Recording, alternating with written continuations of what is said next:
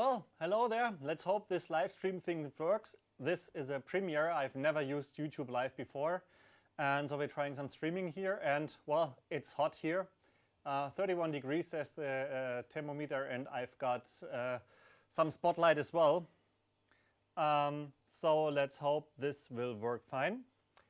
I've seen there are already some people here in the chat, and I hope you can all see the video now. Let me know if you can't, haha, then you can hear me as well. This is going to be, I think, a maximum of 2 hours, and, well, English is not my native language, so let's hope I can do that for 2 hours and everything will work out fine. Okay, so much for the introduction. So let's start with the first questions. What do we have here?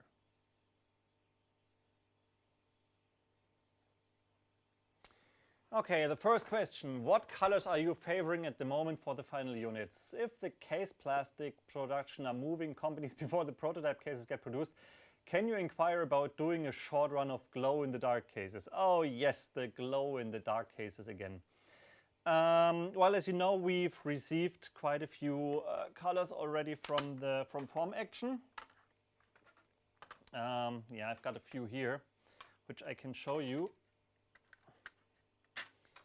I've got a second camera where you can probably see it even better. So yeah, I received some blue one here. This is probably the ugliest color I've ever seen, at least for a handheld. This gunmetal gray is actually pretty good. Well, I'm trying to find a good spot so the spotlight isn't that bad. This is a, yeah, well, it's a brownish red. Though a dark red would be my favorite. This is a blue one. And yeah, well, I printed a green one as well, as you can see here. There are some amazing colors in at the forum, but honestly, I can't decide which one I would take. Of course, a dark gray, which is nearly black, will be the standard color, which we will have at the beginning. My own Pandora is some metal blue, because I like dark blue colors. Though the blues I've got here are not really my favorite one. They are too blue. They should be a bit darker. The red one should also be a bit darker. But that's a hard question to actually reply to, because I don't know what plastic is available yet. For plastic production, you can basically get any color, but you need to find a supplier for those colors. So a standard color is easy to get. These were the standard colors, the blue and gray and red ones. But as soon as you try to get a darker one, you need to find a supplier, and these might require that you buy thousands of kilograms, so a few tons, just of plastic material from them, and this will just not be possible. Black, of course, but let's see what other colors we have. Yeah, I'm seeing glow in the dark here at the boards. Yeah, about the glow in the dark color. I can try to get some up, but the other problem is you can simply produce a few prototype cases. When you do mold case plastic production, you usually have at least 50 to 60 units which you have to throw away, simply because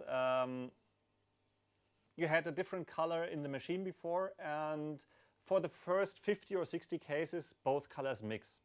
So it doesn't make sense unless you produce at least 200 cases, and well, a glow-in-the-dark color for 500 cases. That's something I have to check, but I have the fear that glow-in-the-dark color is only a very special color, so you can't get them in low quantities. In small quantities, you always have to get the always get them in few tons, and I don't think I can sell a few tons of Pyra plastic cases. Okay, any here, dark red and gunmetal? Yeah, dark red would be an interesting one. If it's really, really a dark red one, that's something I would prefer as well. Yeah, worn out Pandora, that's my own Pandora. And well, as you can even see here, let me switch to that one again, to the small one. As you can see here, it was a silver one, which I've colored myself then. So yeah, there was the signature of Petro Tishchenko, so the main guy behind Amiga on there as well, but that has gone, so nothing special anymore. But yes, it's won out. I really had my Pandora with me all the time because you could play anything. So I hope the Pyro will also do the same thing for me then later. Yeah, question, how hard, stressful is it to produce a device like the Pyro? We will come to that a bit later as well. Because there were some questions that are very similar, and I will tell more about that. Yeah, mixed color case. Actually, that's funny. You might have seen some, I think there are some suit cases which have some mixed colors, and they say these are unique because these are the only colors. Well, yeah, actually what they are doing is they produce 50 of one color, then 50 of another color, and as I told you, that they both mix is basically an issue, but they sell it as being unique. We could do the same with the Pyra. Why not? Then you have one color which has another color slightly flowed in. Let's see about that. Okay, next questions. How many of the prototypes out there at the moment boot reliably? If you have all the parts in a few cases, when are the prototypes being sent, and do you have to get them certified first? I actually cannot tell how many are booting reliable. I've got a lot of boards at home. Well, a lot of them were the old 4 GB boards and they don't boot at all. Or, well, they do boot, but they crash right away. Most of the 2 GB boards should boot, though, but they have some issues. The first production one wasn't particularly reliable. For example, one didn't have the volume slider working, the other one had some missing keys and stuff like that. I honestly don't know how many are booting. I just received the 20 Pyre PCBs back last... oh, there's the next question. I'm not even finished with the current one. Let me finish the current one first, please. There is the... I just received back the new PCBs from Global Components yesterday. I've assembled one here, and I can't even boot our normal operating system yet because that's not supported by the current operating system does not have yet support added for the latest hardware. So the only thing I can boot here right now is Nicolaus Quantum Step OS, which works as well, but I can't show you much on that because it's basically just a quick testing smartphone operating system. But I can show you some pictures later if you like. Yeah, some questions more. Yeah, OpenGLES. Nothing special yet. Okay. About certification, no to send out Pyras to the developers. No certification is needed. Simply because it's only needed for the mass production. They are developers after all, so and everything else it's prototype units, so they are not sold to the public. Then the other question was, yeah, when do I plan to assemble and ship these? Well, I received the PCB yesterday, as I mentioned. I've got, I think, about 10 cases. I've got a few key mats, and I've got everything else. First thing to do is, of course, test all the PCBs that they're booting reliable. I need to find the time to do all that and to put them into the case. And once that has happened, I will start shipping them out to some developers and also to the prototype pre-orders. I hope I will find some time next week, but it will be a bit hard because I'm preparing Gamescom as well, which is happening in 2 weeks. But some developers will get others as well. Okay, now for the next questions, which I just saw moving away. Do you have some numbers and or details on that antenna performance? I have never owned a mobile phone, so it's quite hard to compare to my favorite smartphone. We don't have any actual numbers yet. We are awaiting the report from the company. They have finished the testings. They have told us that right now the antenna is as optimized as can be. Of course, these are smaller antennas. I can show you here with the camera. These two are the small Wi-Fi antennas. They're both MIMO compatible, so you will have, I don't know how to tell it exactly in English, but you will have a more reliable Wi-Fi, both for 2.4 and for 5 gigahertz. But of course, these antennas are a lot smaller than the antennas you have in any laptop or in any laptop or a big computer. So of course, they won't be as good as on a normal computer, but at least they should be as good as a smartphone, because a smartphone has also limited space. So these should be fine, and with the tolerances and with everything that's set up, these should be as good as possible. But we're getting the report from them, and with the report we can give actual numbers. And since I now also received the PCBs, I can do some comparisons at home as well, simple like connect to Wi-Fi, download stuff, see how well it finds my router and everything like that. So yeah, so it should be good, but I don't know if it should, how well it is compared to other smartphones. I will do that. Have you sent out any new prototypes recently, or is it form action blocking things? No, it's not form action for the prototypes. I actually have some cases. I can also use the older black ones, which tend to break after a while, because these are not really black ones. They were transparent ones with a mixed black color in there, and this makes things really, really unreliable, and they break easily. And this is also what happened to Espera's unit a few times. But I've got 10 of the final transparent cases so far, so I can at least assemble 10 of the prototype units and ship them out. Brexit already has one and simply needs a new PCB because he's got an old motherboard which crashes easily. But he will also get on one of the new ones, and he also has the cooling already inside. Of course, all the new ones have the cooling inside as well.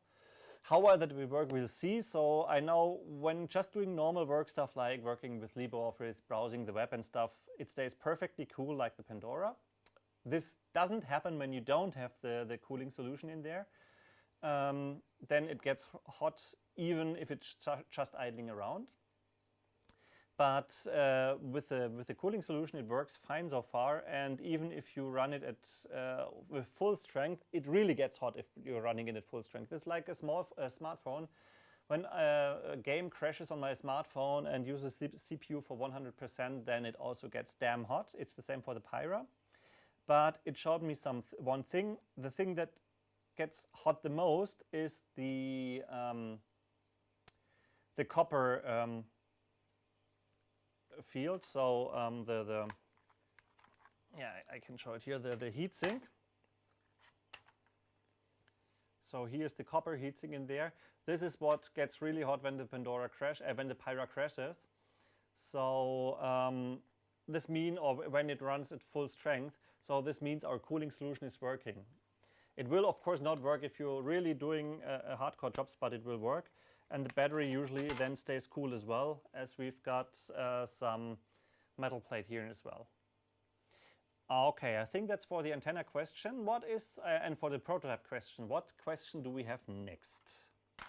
Or any questions here that I can, for data model design, nothing. Yeah, just discussing about all stuff of things there. Can we buy the transparent case so that we have a second one for experimentation? Yes. That was already said. We will produce and sell at least 500 of the transparent cases. If the demand is there, even more. And you can do anything with them. I also have the idea you could, in theory, paint them from the inside. Then the paint will not scratch on the outside and will look pretty interesting. So yeah, you're free to buy them and to experiment with them. Okay, now next question was about the packaging. Have you made any decisions yet regarding the final packaging, box art and content? My content will be simple. There will be a Pyro in there. There will be a quick start manual in there. Yeah, we probably put a micro USB cable in there, maybe, because you need a good micro USB cable, and there are so many crappy ones out there, so that we will probably include one there. But one thing I will not include probably is a charger this time, simply because it's really a lot of work to get a charger with different plugs for all the countries in the world. And since it's a standard USB plug you need, you can get that in every electronic shops if you don't have one at home. So that will be in the box. The box pretty much basically has been decided. This was the magnetic box I showed 2 years ago. Pyro still fits perfectly in there. And this is also the one I will be using. About the box art, nothing has been done yet. Well, simply because as soon as the production, as the PCBs have been ordered, we haven't ordered them yet because, of course, we still need to test the prototype stability. But as soon as we've ordered them, it will take, I think, right now 6 to 8 months. Getting electronic parts is getting longer and longer. It's pretty much annoying, but now you know what the problem is. As soon as you need a new prototype run, well, a new prototype run costs 25,000 euro, about that. And it takes about 8 weeks just to get the new prototype. So yeah, try to not get any more prototype. How much light leaks from the keyboard backlight when you have the transparent case? That's a question I can show.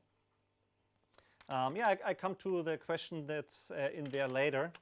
I first got one here on YouTube I will reply to, because you can see that pretty good here. So here is the Pyra, and you can see the backlight. It's flickering now because I think it should be about the same frequency as the camera. So it's a bit of flickering. You don't see the flickering in real life. But of course you can see all the single LEDs in the transparent case. So yes, in a transparent case you will of course see the flickering. Yeah, it's booted up quantum step. And not the flickering, the LEDs. You won't see the flickering. I don't see it. But you will see the LEDs. You can make them a bit darker, which will help. But yeah, it's never designed to be used with a transparent case. So, does the charge controller have a connection to the SoC? Will it be possible to show how much current it gets from the USB charger? Yes, I think it does. That's a question for Nicholas actually, but I think it does. Yeah, you can show how much current is getting in there. So yeah, it has to. I know I can look that up. Okay, next question on from the boards. In hindsight, what might you have done differently, if anything, regarding development of the hardware, ignoring case issues? Yes, I have to take you. For this question, I need some coffee first. Actually, that's a really, really, really, really hard question. It's always easy to see what went wrong after a development and then say what would have been done differently. Well, there are a lot of things I would have wished that they would have worked differently, but simply wasn't possible because the money wasn't there. If you give me 1 million or 1.5 million euro and say, well, design something nice for me, then I would say, okay, I would not only go to, I would choose a case company that's experienced with stuff like that. The problem with Form Action was they have never done something like small like that before. They've done a ton of other interesting plastic things, but never a handheld. So I would have to look for someone who's experienced with small devices, but they charge money. So probably the case would have been alone 300,000 euro, and that's approximately the total we had for the complete Pyra. So there would be no hardware development left. There are some things I would have changed and maybe even will change in the future. For example, let's change the camera again. Now we've got these ports here. As you all know, these days you've got USB-C and everything like that. And the difference is that with these with these ports, the way the case has been designed, we're pretty much fixed right now with the micro USB port. If we want to change the USB-C port, then we would have to replace the case as well, which is easy. You can disassemble everything yourself. But it would have been another way that we just leave some space here and put a plate in there with the different connector holes. So you've got a case with a large hole here, slide in, similar to PCs. A normal PC also has different metal plates for the different connectors. That would be something which might be an idea here. But we can still do that. So I can do a new revision of the case where there's a big hole here. And then in the future, upgrading will be even easier. Of course, there's a lot of things with the case I would like to improve. There's a lot of space between the battery and the lids. I think you could make this thing at least 3 or 4 millimeters thinner. Because there's also a lot of space here between the PCB and the display in here. That's why we've got some, yeah, you can see them here. So the bumper, 2 millimeter thick bumpers, so that the screen will stay where it is.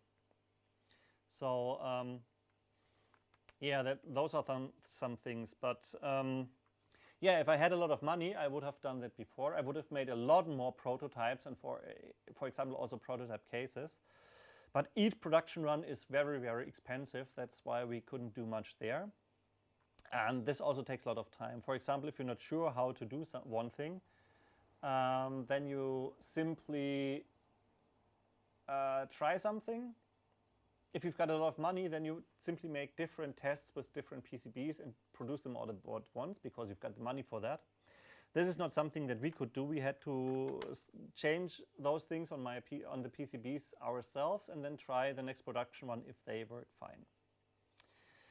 Apart from that, well, I think the hardware has everything in there. I actually like how it feels very, very much. I like how easy the battery now fits in, so it doesn't wiggle anymore. It fits perfectly in there. Battery compartment feels better as well. The key mat is awesome, in my opinion. The knobs are pretty good. So yeah, that's something that went well. But yeah, thickness could be made a bit better. Okay, I've seen the question about what I think about the GPT-Win 2. Yeah, we will come to the GPT-Win 2 later. I've got one here as well. And then I can also say some words about the GPT-Win 2. Okay, on to the next question. Are you still excited about the Pyro or are you just longing for it to be finished? No. Very good question. Actually, it's a mixture of both. Definitely. I never thought it would take that long. I had thought that after the Pandora has been made, it would be a lot more easy to finish it. But as it turns out, modern hardware is more complex. I think you all followed the issue to get the 4 GB RAM working. You need to be much more accurate with all your traces to get it to work properly. And that took a lot of time. And also the case design, I had hoped they would be a lot better. Even small chases took longer this time than with the Chinese company. So yeah, that was an issue.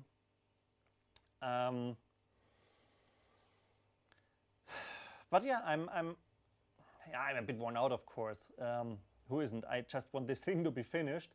But on the other side, I know as soon as I deliver it and it's finished, developers will start doing amazing things with it. I'm not content with the software right now, and I'm even scared how well it might work with the heat and how reliable it will work. Will it crash? Will everything work out as it should? But on the other side, when I think back about the Pandora, my trusty old one, the first operating system was as horrible as what we have here now. The first one, yeah, well, you could even blow it up by charging, by keeping it charging for a few weeks. Then the battery blew up and everything. That won't happen with the Pyra, as there's a dedicated charger circuit. But the software was horrible on the Pandora as well. But it improved a lot. And now I think the Pandora software is, for the size of the device and what the device can do, it's pretty good. And I really think the Pyra will go there as well. Of course, I'm still scared about the CPU, because what we have here is an automotive CPU, not a mobile one. We wanted to get the mobile OMIP 5 one, but the problem is it never went into production. So when we started, we thought we will use the mobile one. But since TI scrapped it, we had to use the automotive one, which means it needs more power, it creates more heat. So yeah, it won't be as good as I had hoped for. It will definitely eat a lot more power than I thought, and it will heat up more. But the thing is, I'm happy that we got a CPU board and that we can exchange it. And even if you're not running full power, as I mentioned, when you're doing normal office stuff and things like that, it feels a lot faster than the Pandora. And the battery still holds about 10 hours when you're doing normal work, but that's with Wi-Fi enabled, with mobile enabled, with backlight enabled, with everything. And yes, that's something that's making me happy as well. It will have more power and staying cool, but you won't be probably able to use it fully because it's an automotive one. I've seen another question here. The main SoCs on a separate board, would there be anything preventing somebody from hooking up a Pi instead? Basically not. Well, I can show this here. So let's switch to the other camera. Here's the CPU board. And as you can see, it's simply hooked up. So here's the CPU, here are the memory chips, and here are the connectors. These connectors are all labeled. So basically, if you just make another board that connects a Raspberry Pi with these connectors, then you can use a Raspberry Pi here with that and vice versa. Nikolaus already made a base board, a main board where the the Pyra CPU board plugs in. And then you've got a mobile version like the Raspberry Pi as well. And this is also the good thing. We will try to get a mobile SoC as soon as possible to have a first upgrade which runs faster and doesn't get as hot. And about heat, the main SoC that was, do you think the battery will not be too hot if the CPU is on 100% power? Yes, it will be, definitely. That's something I checked. If you run at 1.5 gigahertz with 100% CPU power for a longer time, then it will run really hot, and that doesn't do the battery good. That's the same thing with the GBD Win. The GBD Win 1 actually has the battery failing after, I think, 1.5 years. So I've had so many customers where the battery of the GBD Win has failed already. It swells, and this is, I think, partly the heat is responsible for that as well. So I'm not sure how well you will be able to run it at 1.5 gigahertz. We've been running it at 1.5 gigahertz with different software, and usually only have short spikes, so it stays cool. But as soon as you have a program that uses the CPU power fully without giving it a break, then you will definitely have a lot of heat, and that doesn't do the battery good. So yeah, we will have some protection there which will slow down then the CPU. The solution from TI is a bit bad because it breaks down to 300 or 250 megahertz immediately until it cools down. So it's not usable, but I want to have something, dynamically. So if it gets too hot, lower the CPU power and try to keep it in a state where it's still possible. Does the battery still last 10 hours on the 4 gigabyte version, or is it less time? I haven't tested that yet. It shouldn't be, there shouldn't be a huge difference because as long as the RAM isn't doing anything, it doesn't need a lot of battery. So if the RAM is just idling around, nothing happens. And so if you don't need all the RAM at the same time, and usually you stay below 4 gigabyte, then it should be fine. But this is something to test. Is it possible to order Pyra unit without a touchscreen? I've never thought about that. I have no idea why you would want that. In theory, we've got we've got all the touchscreens applied to the displays already, because that's hard to do it ourselves. So that would not be possible, and also the thickness, it would also be too thin because the touchscreen has a 1 millimeter thickness, so that wouldn't work. So no, I don't think this will work. Will the Pyro be supported in Linux kernel mainline like Open Pandora? Pretty sure. Because Nikolaus and team are already doing everything they can to get everything mainline as possible. So we're also trying to avoid some hacky patches that are just working on our unit. So getting it mainline is one of the main things, of course. So you can use it with other distributions as well. Can the CPU be used at 1.5 gigahertz when plugged into AC without harm? Should be. I ran the development board, the EVM, with 1.5 gigahertz and full speed without a heatsink, and it worked, it didn't crash. Might be a bit different here in the case, but well, you should remove maybe the battery, because the battery will get hot as well, the unit will get hot, but it should work. Okay, does the Pyro support GSM telephony? Yes, it does. Quick question, quick answer. Will it be possible to have the Pyro be usable as phone for calls and texts? Yes, that's purely a software thing. The software has to be written, but I think there are some people already doing that, writing the software for that. You can of course use it with a Bluetooth headset or a normal headset. Well, you can also use it like that. You've got a speaker here, you've got a microphone here, so you could use it like this to make a phone call. Yes, it will look awkward, but honestly, it doesn't look as bad as the Engage. And the Engage was a phone, and this is not a phone, so not sure. What's it? Would the Pandora, I think you mean the Pyra, be able to play GameCube games and below? I know for a fact that it wouldn't play games over 50, but I'm guessing GameCube it would run. Not sure if GameCube would run. That's something you have to see. I never thought that PlayStation and N64 would be run playable on the Pandora as well, and see what we have there. Okay, next questions from the board now. Let's see what we have here. That Pyro what Pyro merchandise do you have planned? PCB key fob, stickers, marks, etc.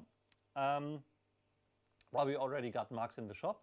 We got keychains in this shop, not the keychains that I will make out of the CPU boards, but some other keychains, and we also have t-shirts in the shop. So that's some merchandising right now. If you got any more ideas, sure, why not? I just don't want to stock up on merchandise I can't sell. So I've got a lot of mugs and a lot of keychains, and they're not selling so much. I hope that a lot of people, when they order the Pandora, the Pyra, that they will also order some mugs or some other stuff. You always need a mug for coffee, but I'm not sure about that yet. So I have nothing else in merchandise planned right now. But if you got some good ideas that are easy to produce, sure, why not? I don't know much about ARM. Will there be any firmware interface like x86 BIOS or UEFI? If you want to dual boot an additional OS, how difficult would it be? Can you boot from any of the SD cards? Yeah, that's an easy question. There's nothing like UEFI or anything like that on the on an ARM CPU. Basically, it loads a small bootloader. It tries from different sources, so from the internal memory, from USB, and from the SD card. And if it finds any bootloader there, it will boot, and you can do with the bootloader anything you like. So right now we've got U-boot, and you can even choose between 3 different setups right now. So dual boot is basically no problem. You just need a partition for a different operating system, and then you can set it up in the boot menu of U-boot. Right now we don't have a graphical menu on screen.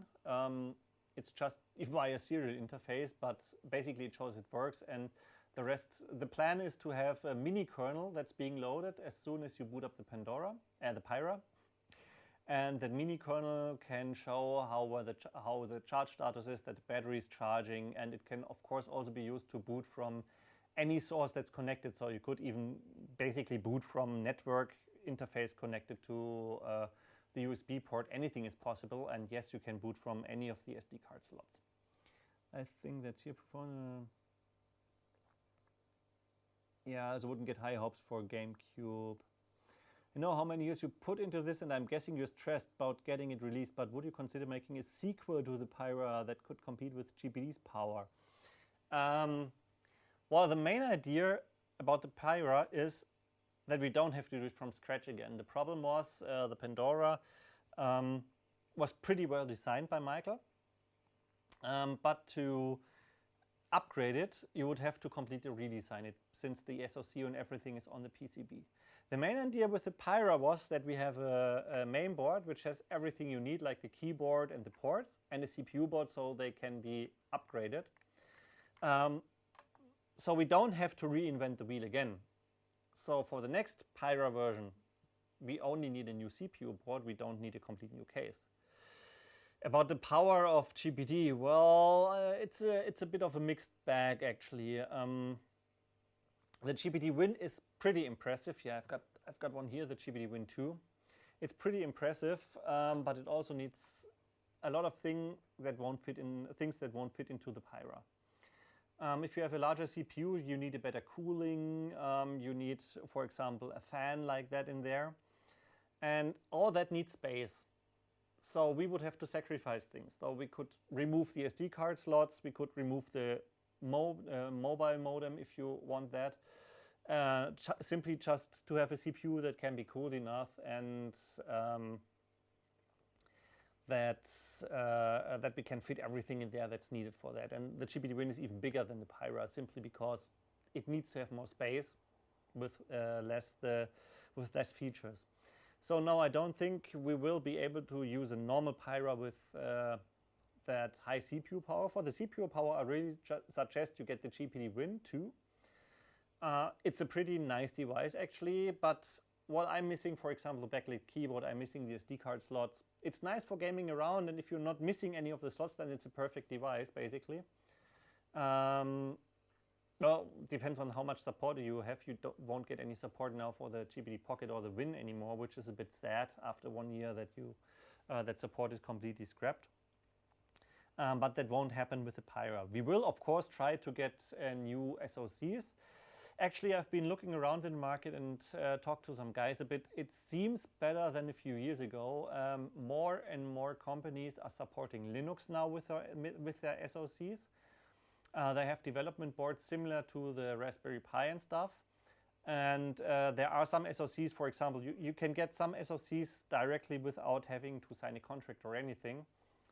Rock chips, etc. And well, if there's a good CPU and we can get the Linux working, then there's no reason to not use it, and that will be a bit faster as well, as modern CPUs are faster these days. I don't want any active cooling in there actually. If you want any active cooling, we've got other devices like the GPD-Win. So I think they have different ideas behind them, different philosophies, and it's okay to use both. Everybody has his own experiences and his own thoughts about what the device should be able to do. I'm actually trying to get the Huawei Kirin. That looks very exciting. I'm not sure if it's possible to get one of those, but they're supporting Linux better and better each day as well, so that would be one of my favorite CPUs. Have any new? No, no work has started on the CPU boards. We just need to get the first one out. The only work that has been started is that I've been looking around trying to get some contacts now that the Pyra is basically ready and we can show what our idea is, and then we've got a replaceable CPU board. But I've not done any active development yet. How does the GPD-Win 2 controls compare to the Pandora'S? Nice question. I will come to that later as well when we get to the GPD-Win and Pyra comparison and stuff like that. Okay. Next question. Will the Pyra be more durable than the Pandora? I dropped my Pandora from the bed to the carpet and knackered one of my shoulder buttons. It's always hard to say that without having some real experiences. There have been over 7,000 Pandoras out in the wild and not as many prototypes yet.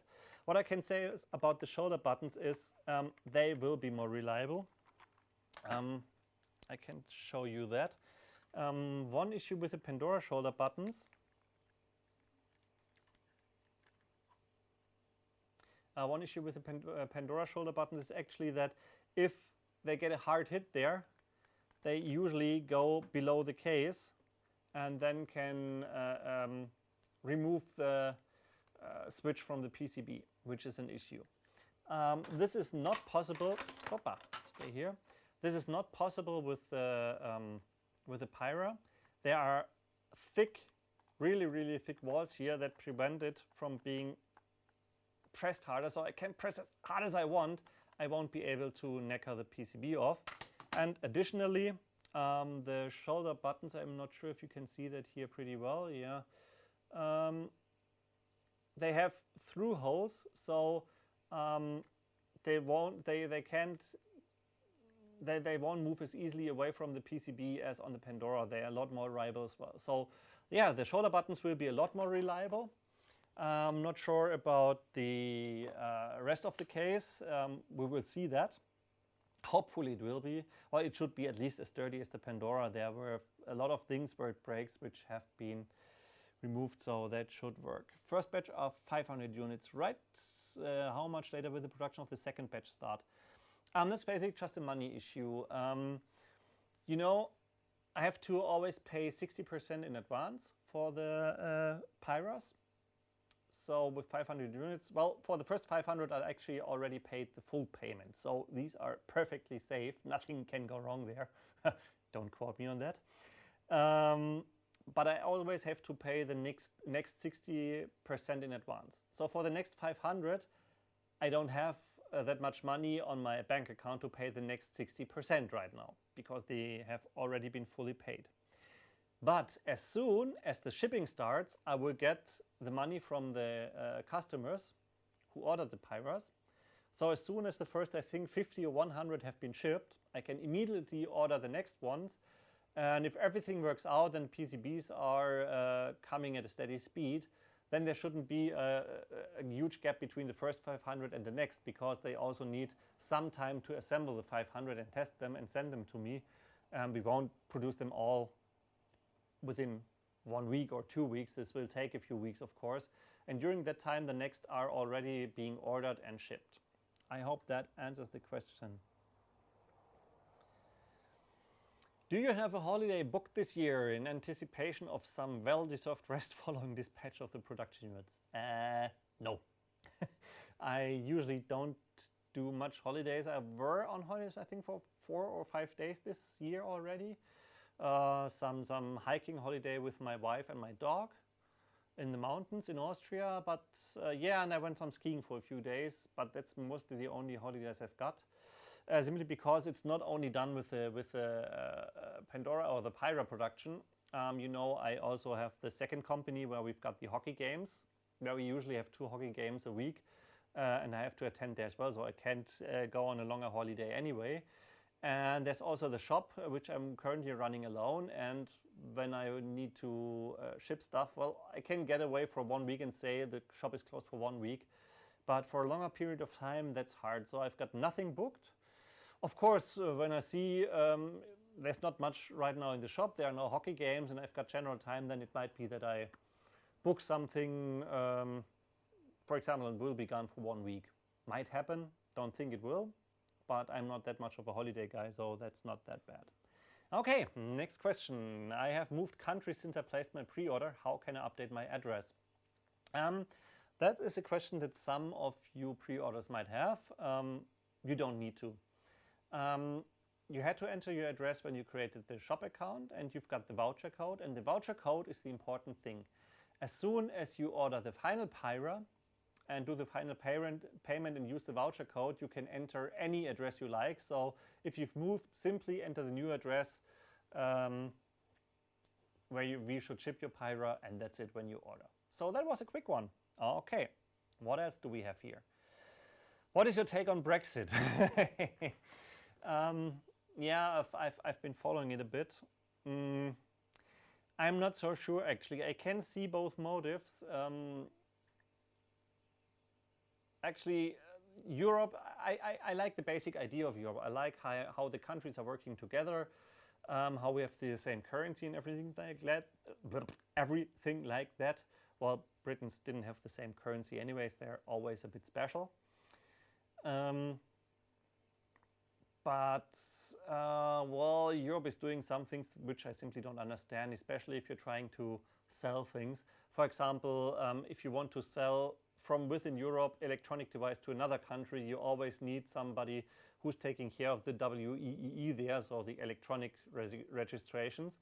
If I want to sell basically in all countries in Europe, I have to pay 30,000 euro just for one device, which is totally crazy. Which works for the big ones, but not for the small ones. And also now the recent privacy updating, etc. It's a good basic idea, but how they pull it through is a bit complex, and it did kill a lot of blogs and private forums and smaller things here in Germany and Europe, which I didn't really like. So it's more focused on big companies and not on small companies.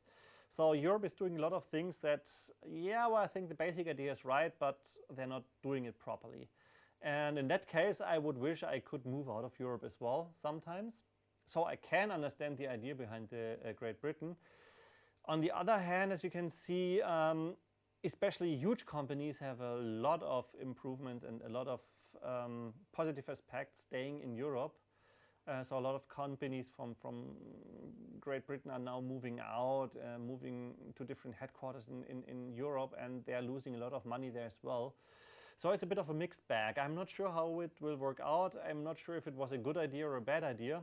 Time will tell.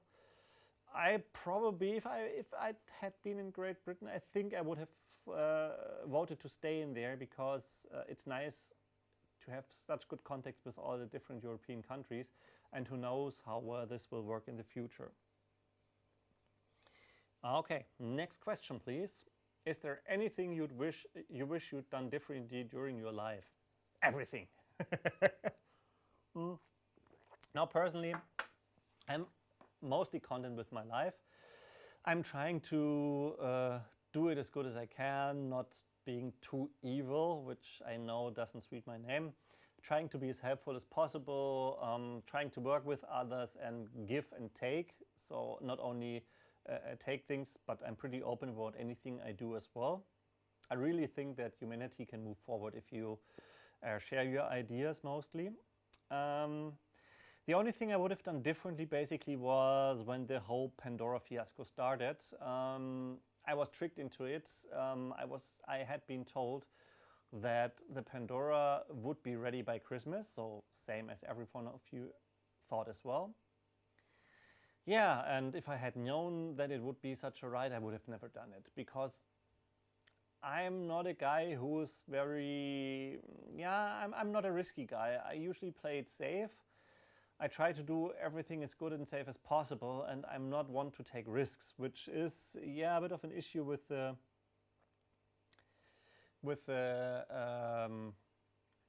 whole Pyra and Pandora development. But as mentioned in the Pandora, I was tricked in. And one thing, if I say I do something, then I will try to pull it through, whatever it costs, basically. So giving up on the Pandora was no option for me, so that's why I grabbed me some investors. But that also means I currently have 300k debts just with the investors, and I think 400k debts with the Pyra pre-orders at least.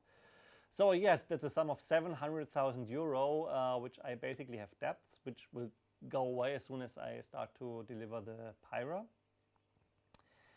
Yeah, and that was the one point I wished I wouldn't have participated. On the one hand, maybe the Pandora would have never existed back then. But on the other hand, I would have run the shop and sell the GBH stuff back then, and maybe later the GBD stuff. The shop is actually running pretty well. And that would have saved me a lot of stress.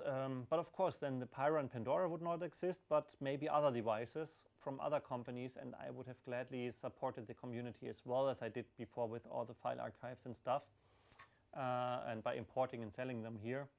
But that's the only thing. Everything else, I think, doing TV work, marrying my wife, anything, I'm pretty content with that. But yeah, that's the only one point where I think that wasn't that good, but I can change that now. Well, and of course I would have bought tons of Bitcoins when they were 10 euro, because then I would have been would be a billionaire by now, but who wouldn't? Okay. How much forums in IRC seem pretty quiet. How do you get involved in the software community? Yeah, well, the IRC and forums are pretty quiet right now because there are not many prototypes out there, and nobody can really work on the software without having prototype. The kernel mailing list is most active at the moment because there are some people who are doing the low level stuff and already have the current PCBs. But forums in IRC will of course get busy as soon as the Pyros are being delivered and people are developing stuff. That's normal. What are your favorite 90s consoles and what got you involved in the GP32 scene back in the day?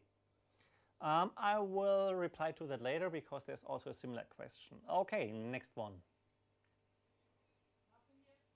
Nothing yet? Okay. That's a small break. We are preparing the next question. Wait a second.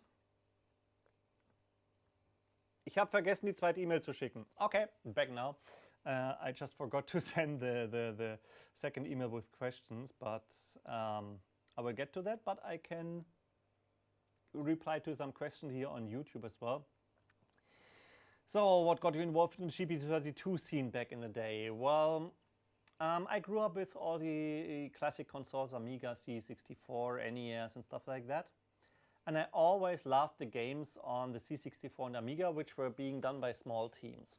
Later then, there were huge companies, Nintendo, Sony, etc.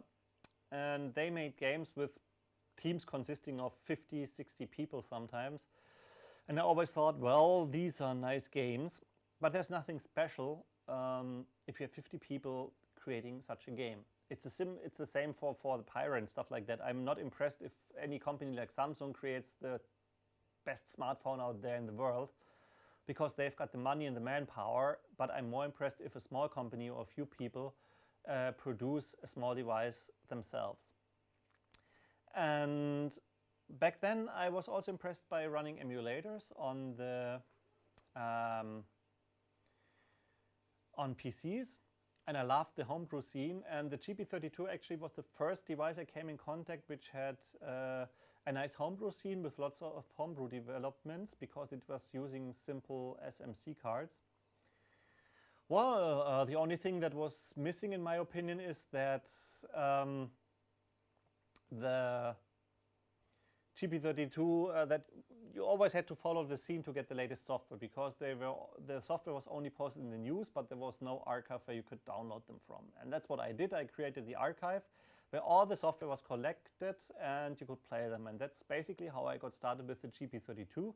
I just asked Hanno back then if he needs a news poster, if I could help out in the forum, and well, that's how it started. Simply because I was impressed that there was a small handheld device from a small company where you could run your own stuff yourself, and I always loved small teams. Okay, do you expect to sell more or less Pyras than you sold Pandora'S? This is a good one as well. Well, we thought, I think we sold 7,500 Pandora'S. We could have sold more, but we couldn't produce any more because there were no more Wi-Fi chips, and doing a complete redesign with a Pandora would have been complicated. I'm not sure if we will get that many out there with the Pyra. There are different devices like the GPD-Win, GPD-Win2 out there these days. And so the community is a bit split up, and some will just get a GPD-Win2 because they want to play their latest PC games. But on the other hand, of course, we've got the possibility to upgrade the CPU board. So if the software runs well, if the community support is there, if we've got a few nice CPU board upgrades, then I think the Pyra might be able to sell more than the Pandora. But that's something we'd like to see. I think I've calculated it that I need to sell at least 2,500 or 4,000, 3,000 Pyras, something like that, to be in the clear and to be able to pay back my investors. So that would be a number I would really, really love to get. But we'll see to that. Okay. Yeah, there's nothing special. You collect video game soundtracks? Yeah, some. But only of the games I played. How do you handle these things at the same time? A daytime job, the Pyra, a wife. Did you learn how to live without sleeping? There's coffee. That's basically the answer. No, that isn't it. Basically, I'm really surprised sometimes myself. But the good thing, well, I basically got 2 daytime jobs if you count the DragonBox shop and my production company. The good thing with both is that, well, with the shop, if I ship an item 1 day later, it's not that bad. So usually I even ship the same days. But if I don't find the time because I have some work for my other company to do, that's fine. Then shipment will happen a bit day later. And except for camera work, which has some appointments, I do a lot of editing work. And the good thing about the editing work is that you can do it anytime. So for example, when I come to work at the morning, I can start to ship out some units, and I can go, because we're in the same office, I can go to my editing suite and edit some videos, and then when some more orders come in, I can ship those and prepare them and so on. So it's pretty much optimized, and also for everything that has to do with my shop, I optimize it as good as possible. So basically I have to click a few buttons, and then I get the orders printed, the invoices and the labels for the shipping service, and then all I have to do is put them into the box and put the label on there. So that's very optimized. And with these days with computers, I can also edit at nighttime at home. Usually I come home at about 8 p.m. and then for about 4 or 5 hours I'm playing with my wife. So playing is really playing retro games and stuff like that, or role-playing games, or watching movies, or, well, sometimes we're going dancing, go out, or anything. So there are a lot of things we're doing. And yeah, those few hours are for my wife, and then after she went to bed, I usually continue to work until 4, 5 a.m., something like that. I modify links, game gear, anything at my office up there, or I plan all the Pyra and Pandora, Pyra stuff. But yeah, I could need a lot of more time, basically. Well, and then I usually go to bed at 5 a.m., get up back again at 9, 9:30, 10, so something between 4 and 5 hours sleep. And one day a week I usually sleep for about 8 hours. 8 weeks? Did I say weeks? One time a week I go to bed for about 8 hours, and that's it. And I'm fine with that. So yes, pretty much optimized, but there's not much room for anything else. So, who are these investors? Only the pre-orders or someone else? That was back from the day when the Pandora was being designed, and we needed money to continue the production run of the Pandora. These investors still need to be paid back, so they have nothing to do with the Pyro, basically. They just decided to support the open source projects back then. Did you open the keymat box yet? Not yes, I think, there were some stuff from all over the world. Right. I already forgot about that, basically. Sorry about that. I've got so much work to do, so, but thanks for that. Okay, now, next question from the boards, please. I know the Pyro uses a magnet to activate sleep mode when the lid is closed. I've been wondering what exactly does the magnet react to that causes the sleep mode? Well, that's an easy question, a very, very easy question. Let me show you the Pyro here. So, this is actually the magnet you see here. You can only see it in the transparent unit. So, and as soon as you close it, it makes a magnetic field on the PCB there. And if you take the PCB here and turn it the other way around, you will see this small part beside the antenna. Well, and that's a magnetic switch. So as soon as you close the lid, the magnet there will trigger the switch. On the Pandora, it was the speakers that actually provided the magneticity. Here it's a magnet we put in there, and that's all. So it's a switch. Well, and you can use it basically for anything. So it's not just a switch for going to sleep mode. Depends on what you program with the software. You can use it for anything. But yeah, it's probably mostly used as a sleep mode. Yeah, I'm getting a bit tired here and it's so hot, but okay. The vouchers, I just checked the shop and mine probably expired. Are you aware of this? Yes, don't worry about that. I had to set an expiry date in the shop, and as I mentioned back then, I was hoping everything should be done by now. I never expected it to take that long, but I never expected that with the Pandora as well. Now you know why I don't give out any dates. But of course, all your vouchers will be extended. You won't lose your vouchers. That would be evil. And yeah, well, you know I'm evil, but okay. What do you think about the modular clockwork PI? Is there a chance to offer them?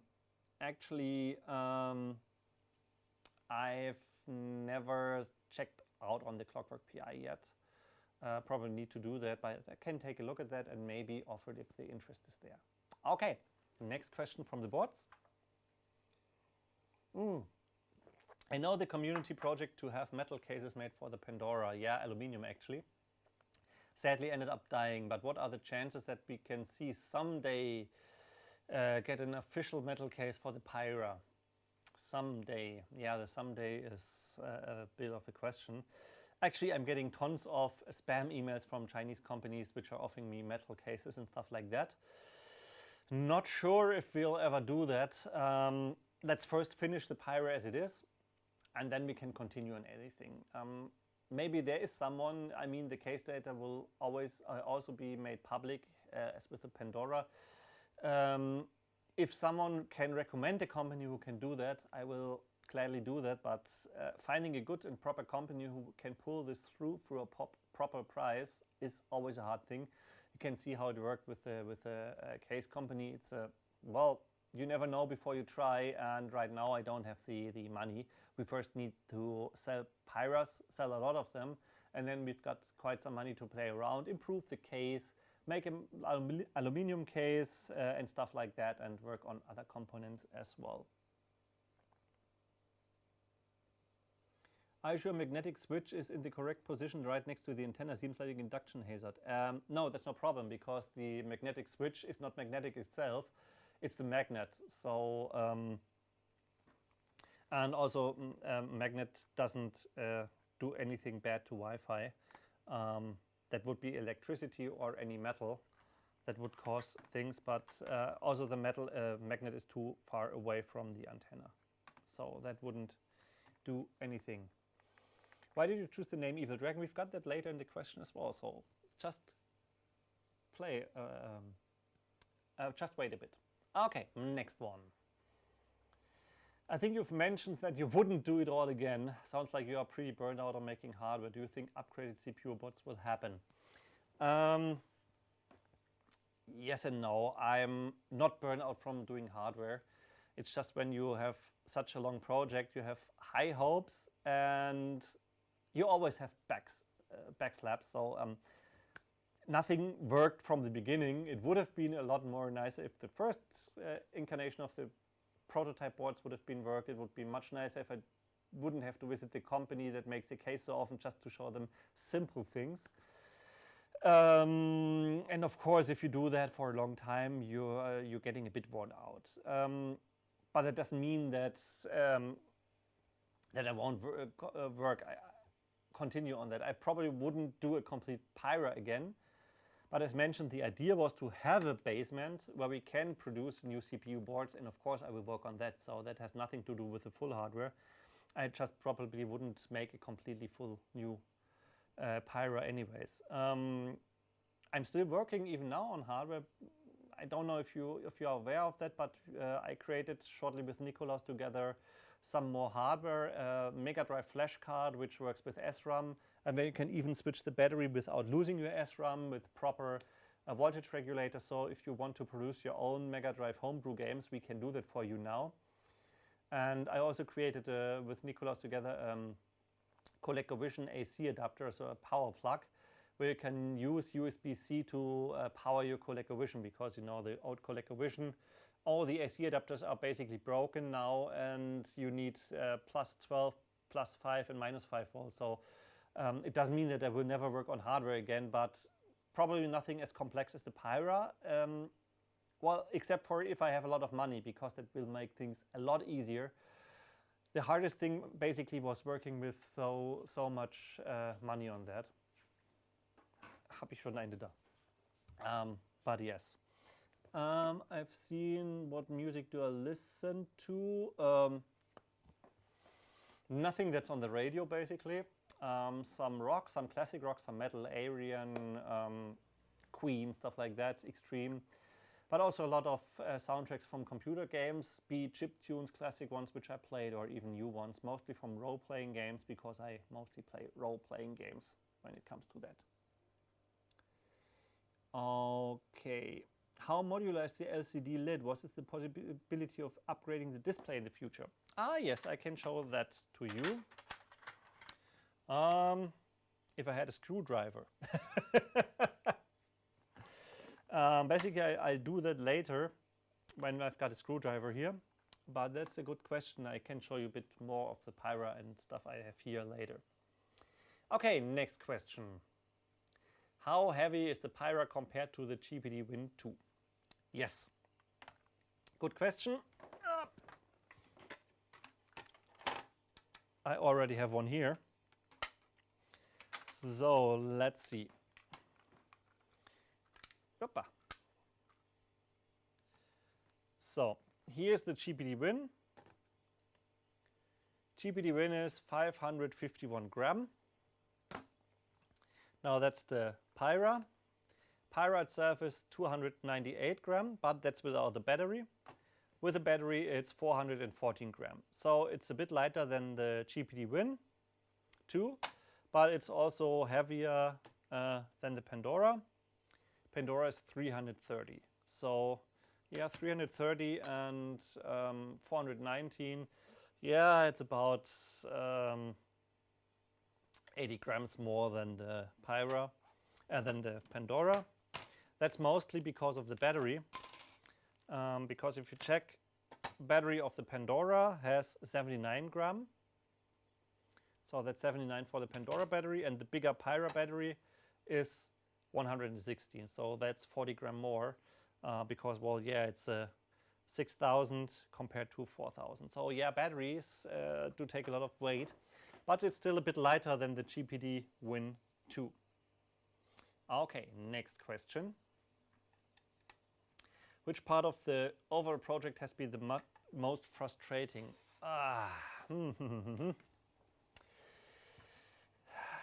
It's pretty hard to tell. It was a bit frustrating seeing what the case company was doing. I had so many ideas and suggestions for them and told them how to do stuff, and they didn't get it to work. I had hoped to improve the case. Well, it has been a bit improved. It's a lot more smoother here around the edges, so it feels a lot better in your hand, that's for sure. Yeah, you can see that, because these are rounded edges here, so and you really feel that. So if you are working for an hour with the Pyra and compare that to the Pandora, it feels a lot better. But well, we also had to help them a lot. Here's best thing: shoulder buttons. Shoulder buttons were annoying. Here you can see the first idea the company had for the shoulder buttons. So all they did was put some holes in there. Yeah, and then they had small knobs which you could press here. So that was their first take on the shoulder buttons. And I said, no, that's simply not possible. We need to put some proper buttons in there so that you can press them with your hand. So the next incarnation is this red one. They increased the hole size, so you actually had some buttons. But that also didn't feel well because, well, with the Pandora, it's always nice to have the shoulder buttons around the corner. So we've had the next one. This one. This is just basically around the corner. The top one hasn't changed. But then the community was helping out, which led us to the final ones, which is like this. And even then I had to help them out a lot. So we've got the shoulder button here and the top one here. And they both work. Now, after a lot of work, because they simply weren't able to... I told them exactly how the tolerances have to be that the button works, and they only tried to do it themselves, and it didn't really work. So that was a bit frustrating, but I think the most frustrating thing was always when you had the prototype boards, and they were crashing, had some issues, weren't running, were freezing, the 4 GB boards weren't working and stuff like that. That's most frustrating because at the first you don't know, is it software that's crashing or is it hardware? It was a mixture of both, as we found out, and this took a lot of time to resolve. We're still not fully finished yet. We need to test. But that's very, very annoying, and I just hope that everything is fine now and we will have no crashes or anything like that. And they work reliable. That's very, very frustrating, because with the case I knew, well, it will take a lot of time to go there and to the case company and show them how it will be done, but it will be done eventually. With the hardware, if it doesn't work properly, finding the solution is, yeah, well, it's freakingly expensive. As I told, 20 prototypes, 25,000 euro per, without any capital. That's really, really hard. Which part of the project has been the most satisfying? Well, actually, in the end, how it turned out is nice. Knobs are working nice, the keyboard is working nice, it really feels nice in your hand. It's nice to type on, the keymat fell out, so it's pretty satisfying to see that it does work. Even though I don't know how well the hardware will work now. Yeah, I'm always very negative with stuff like that, but in the end it will probably work fine, but I'm always a bit scared.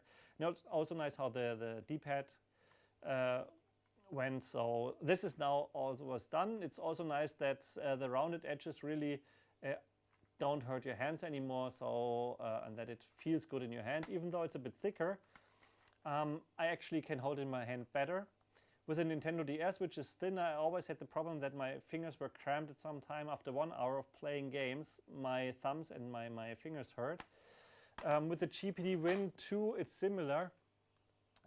If you play with the D-pad, I think that's a bit awkward here. Well, the D-pad isn't the best anyways. That's with GPD. The hardware is nice, but I don't actually like the D-pad, and the buttons are very much in here as well. If I want to press the button, I have to move my head on there.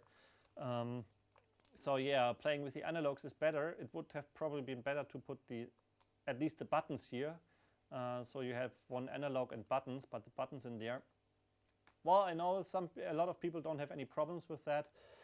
I'm not a fan of that, and with the Pyra, it just feels basically the same as the Pandora, and you know how well the controls with the D-pad and everything went. So, and the keymat is better than with the Pandora, a lot better, easier to type, faster to type, and stuff like that.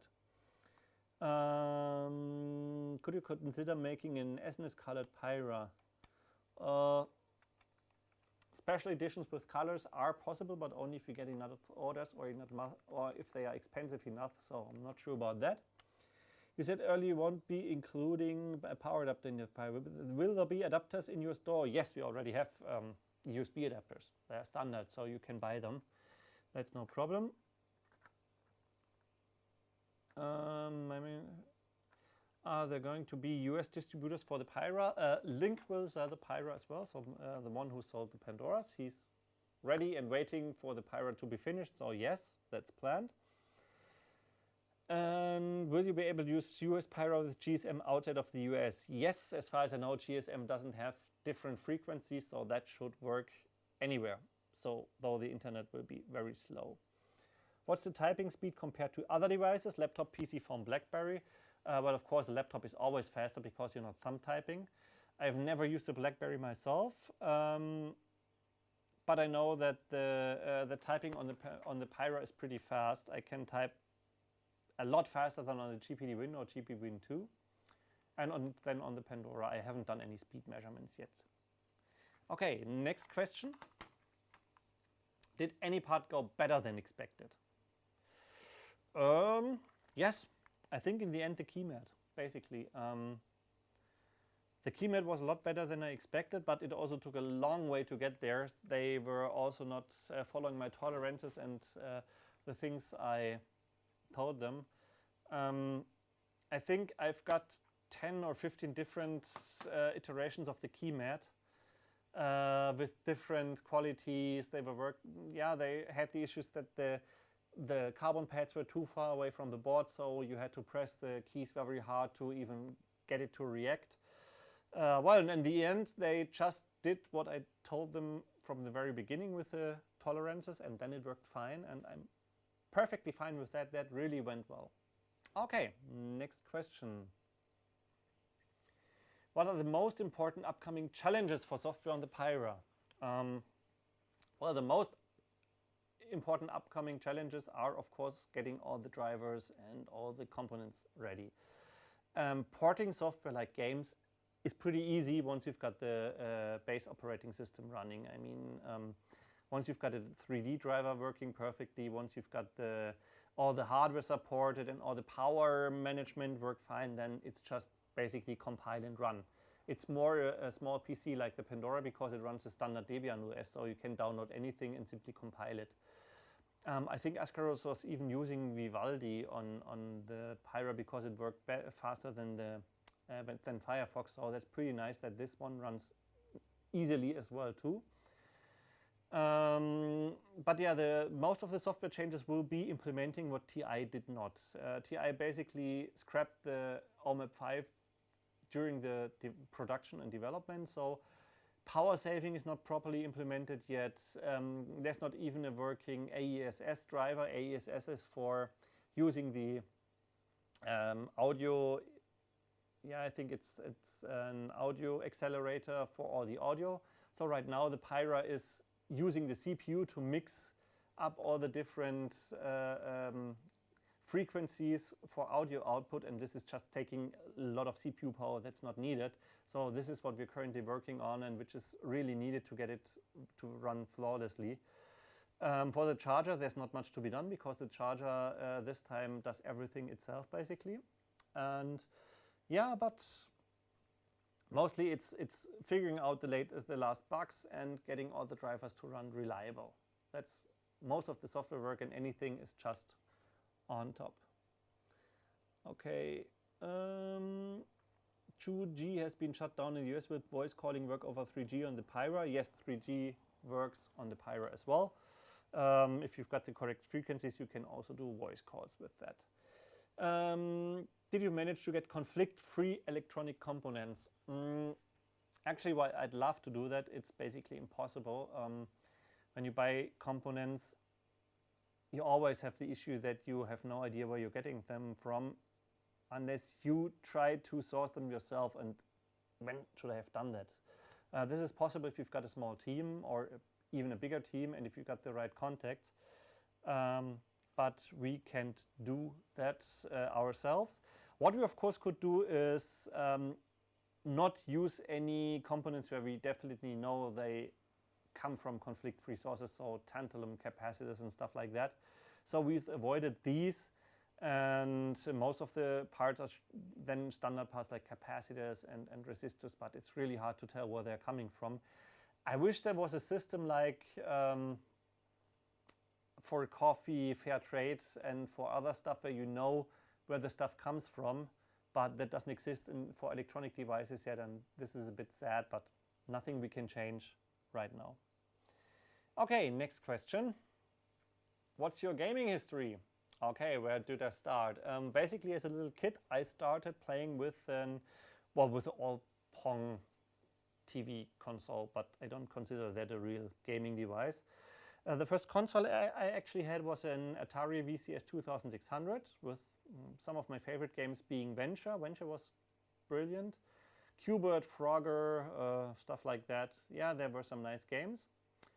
And then I always went to some friends to play on the C64 and found it interesting that I could code there as well and did some basic programming, but mostly played games. Then at home I got an Amiga, which was great for playing all the games. So I continued to play on the Amiga, but I also developed a bit on the Amiga. I know that my sister wanted to play Kaiser, and for some reason Kaiser didn't work on my Amiga, so I reprogrammed it because it's basically pretty simple. I don't think I ever made it available to the public, but I did code it. Well, and then the PC came, and the PC had the issue, you know, with all those graphic cards and CGA, EGA, VGA, and then you had to try to shovel as much as memory free as possible so that you have got enough base memory for the games, and scrolling was horrible.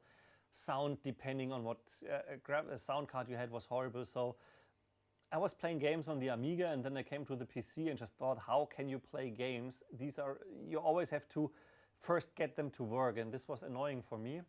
So I stopped any gaming on the PC and computer and switched over to the Super Nintendo, Mega Drive, and PlayStation. Well, and since then I mostly play console games, also on the Pandora and Pyra, and of course classic Amiga games. So I am not fond of systems like the PCs where you all have different hardware. How should a game work properly if everybody got a different bit of hardware? Sure, with music you've got OGG, you've got MP3, you've got real audio yet now, so the recordings will sound the same all the time.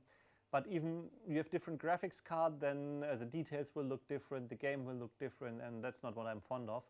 I'm really fond having a PlayStation 4, for example, or an Xbox or whatever. A PlayStation has the most interesting games for me that I play. You just put in the game and then you play. And it works with your hardware because there is no other hardware. And this is what I like, because I work on computers so much all the days at work already. I don't want to mess around with computers just to be playing games anyway. So that's why I want to relax and simply play console games. How thick is the Pyra? Could it fit into a pocket? Well, yes. I hope you can. Oh. That wasn't planned. It does fit in my pocket, so no problem there. So yeah, if it fits into a Pandora pocket, if you can fit the Pandora in your pocket, then the Pyra will probably work as well. Thickness is not that big of an issue as the size. I have a bigger size with the GPD Win because if you compare them, it's a bit bigger. And this size difference actually makes a difference when you want to put it in your pocket. Yeah, maybe this camera is better here. So yeah, you can see how the Win 2 is actually a bit bigger than the Pyra.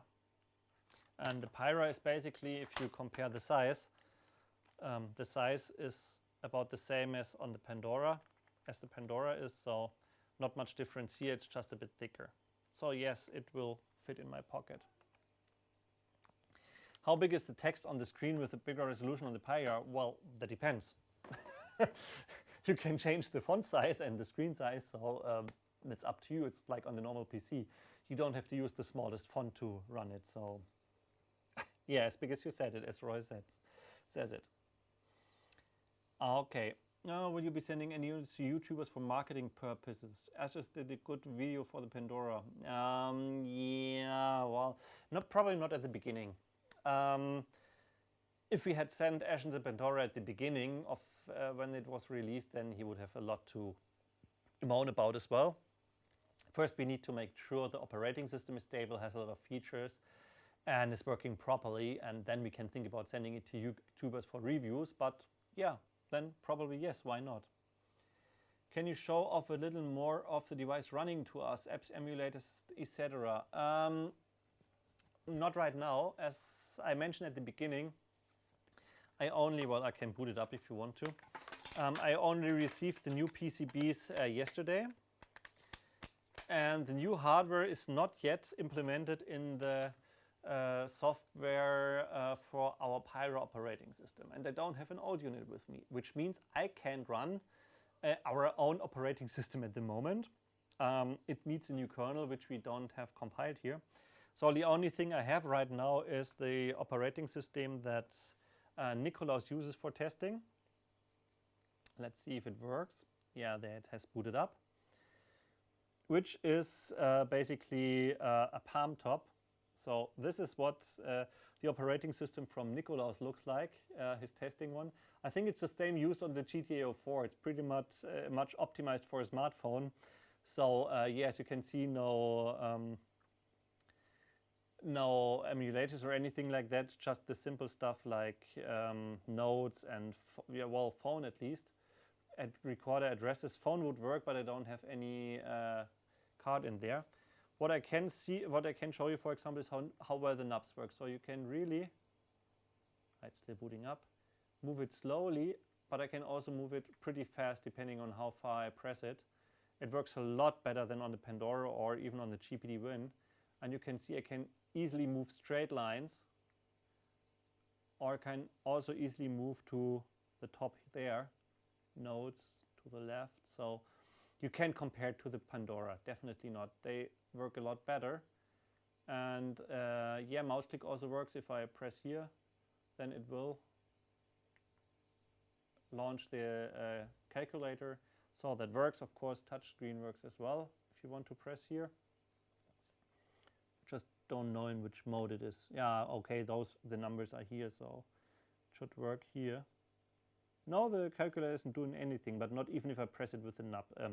Yeah, well, as mentioned, this is the testing operating system from Nikolaus.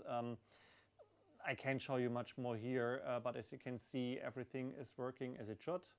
Is the D-pad doing anything? Maybe in notes? Oh, I guess notes is... no idea what it's doing there. I haven't tried it myself. But he's just using it to test the different hardware. And yeah, I will, as soon as I've got the operating system set up and did some playouts, I will, of course, as I did with the Pandora, do more videos with the Pyre as well, to tease you a bit. Will Pandora software be compatible with the Pyre? Not directly, some might work. Well, all the Pandora software will work with recompiling. There is a way to make it work with some kind of wrapper like Ginge. Depends on if someone takes the time to write that. But it won't work from the very beginning. But, well, except for games. Most games right now are from PTZept, and he's porting all his games to the Pyre anyways. He's already working on that, and anything else is basically already on the Pyre. So you've got a full Debian on there. At which date will the first Pyros get shipping? Is this one of my favorite questions? Well, the prototype should hopefully be shipping shortly before Gamescom. If not, then shortly after Gamescom. If everything works and I can order them, if it works out well, we might be there in October or something like that, end of September, early October, depends on how fast the PCBs will be ready and the cases will be ready. I will not promise anything. I'm trying my best to, but the most important thing for me is now that if the hardware is working, that we can simply order them and produce them, then they will happen eventually then in this case. Okay. Yeah, did you own an Amiga when you were younger? Definitely. Will it be using a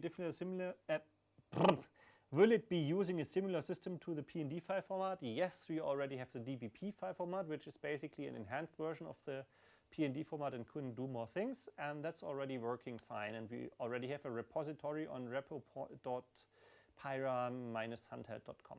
Okay, next question from the boards. Do we have anything?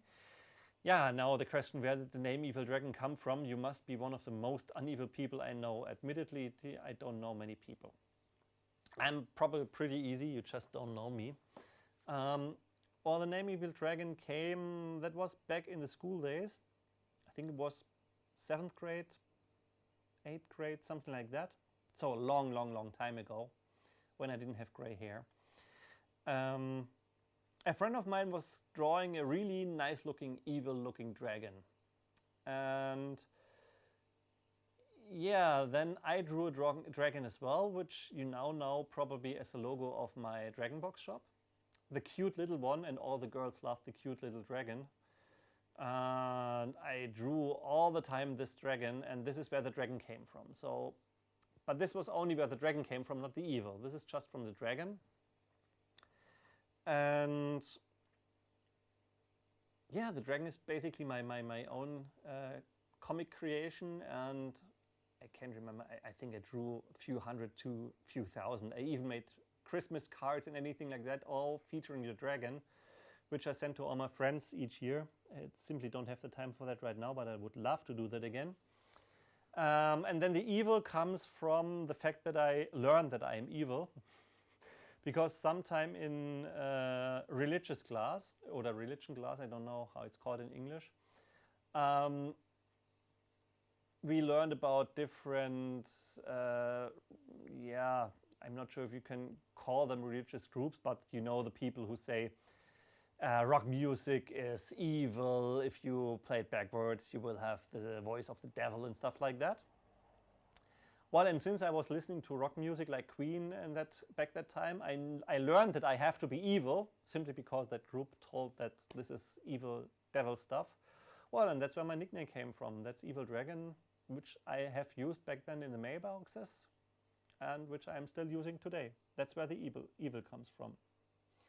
What are the blinking blue lights in the middle of the transparent Pyra? You mean probably this one, these ones. Well, they're simple RGB LEDs, which can be used for different things. Nicholas just lets them blink for some reason, but you can use them for anything. For example, you can, depending on how you program the software, you can use them for notification that a new email has arrived. You can let it show you the status of the Wi-Fi, the status of the modem. It's nice having an RGB LED. You could, the middle one, the power button one, is also an RGB one. You could, for example, let it be green when the battery is full and then getting over orange to red when it gets empty, stuff like that. These are fully programmable RGB LEDs, same as the one in the logo, which means if you've got the Pyro lying around closed, you can get new notification when somebody has sent you an email, if you receive a phone call, an SMS or whatever. So this is what these are being used for. Do you ever visit festivals like Wave Gothic Treffen or Mera Luna? Actually, I've been to both. No, Mera Luna, not a different festival. My wife has been to the Mera Luna a few times. But I've been to the WGT, Wave Gothic Treffen, once. It's pretty amazing seeing all these people running around. It's great, and they're also nice, and you don't have any alcoholic people. They're all having fun there. All dressed in black, like I'm often as well. And well, the problem is, I hear some of the bands like Asp, Letzte Instanz, but going to festival only because if there's one good band you want to listen to, yeah, that's a problem. I rather go to the concerts myself than to the festivals. I hope that explains it. Okay, do we have any questions left here? What do you think about the form factor of the Vario P? Actually, I never had a Vario P. I had to look it up. I think it's a bit bigger than the Pandora and Pyra, and a bit smaller than the GPD Pocket. But yeah, it's I actually like these devices. I like anything you can put in your pockets. Actually, at home I've got a big laptop, and on the go I usually use something like the Pyra or the GPD Win or the Pandora. And when I'm mobile at home with my parents, I usually use my ThinkPad, which is, well, you see the size. It's lightweight and you can carry it with you, but you've got a proper keyboard for typing. So depending on where I go, I have different size devices, and I actually love those small devices because you can use them anywhere. You can use them on the bus, even if you don't have a table. And I actually like that, but I've never used myself, I've never used a Vario P. Okay, would you still be selling Pandora'S if you could get them manufactured? Definitely. There's still people, even these days, there are people asking me where can they buy a Pandora. They saw videos about them and like them, and they would love to get one. Wow, that's 4 years after we stopped the production because we couldn't get the parts anymore. It's a bit sad. I think after we stopped production, the last Pandora had been sold. I had about 2 or 3 inquiries per day. So yes, I could have sold them. But okay. Do we have any questions left from the boards here? Yes, we do. Of my other company, what kinds of video productions do you make? Have you ever done cinema or long format TV? How did you start out in the industry? Unlike the whole DragonBox shop and Pyra development, I started pretty normal in the industry. I was trainee for, it's called Mediengestalter Bild und Ton. That's basically a job you can learn after you come from school, and it's 3-year training, and then you've got the job, and that's how I came there. I just started a training as a trainee at a local TV station, and that's it. As for doing longer cinema and TV stuff, I'm mostly focusing on image videos, commercials. I've done some of local TV and cinema commercials, but I've never worked on bigger films or movies or stuff like that. That's a totally different industry than what I'm doing. We're doing mostly the TV thing. What we're doing for the last years now is, you might have seen that sometimes on the board, we're doing the live video mixing for the hockey games. So we've got ice hockey team which is playing in the first league in Germany, and they got a video cube in the arena, and what we're doing there with my colleagues and my team. My colleagues are doing the video stream here today and are helping me out here as well. Thanks to them for doing that. I hope you like it as well, the stream. It's the first time, but let's see. And yeah, I'm working with them on ice hockey, and it's really fun. It's a fast sport, and I'm doing the live video mixing there with different cameras, and yeah, that's basically mostly what I do. Otherwise, I do a lot of editing and a bit of camera work, but I prefer to do editing than camera work. So here's some more questions I have seen. When is the release date of the Pyra? When it's done. Well, I hope I will be able to ship it this year, basically, but let's see. I'm deciding between this and GPT Pocket, to be honest. Well, GPT Pocket is a totally different device. You can type on it when you've got it on the table. You can really thumb type it, so the Pyra is for thumb typing, the GPT Pocket is not. So it's up to you what you like. Using all 3 SD card slots, what's the biggest storage configuration the Pyra supports? Well, basically right now I think the biggest that SDXC supports is 4 terabyte. Even though we don't have the cards yet, if they are being made, then you've got 3 times 4 terabytes, so that's 12 terabyte basically, which should be plenty.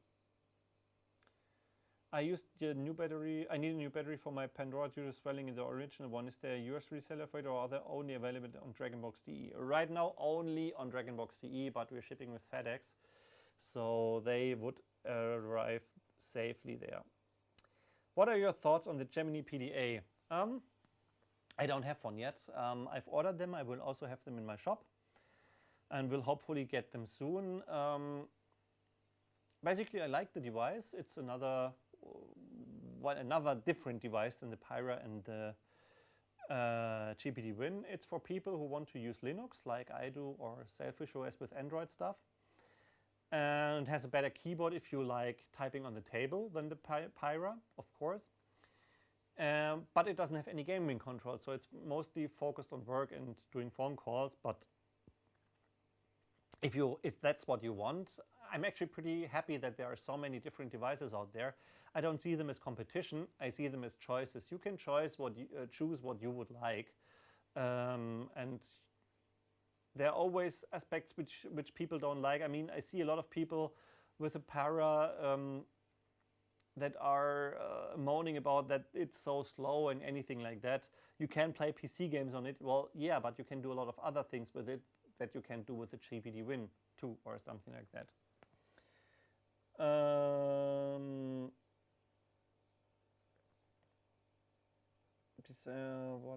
What OS operating system are you using in your daily life? I'm using Arch Linux on all my PCs. So that's my daily operating system. I'm also running the shop.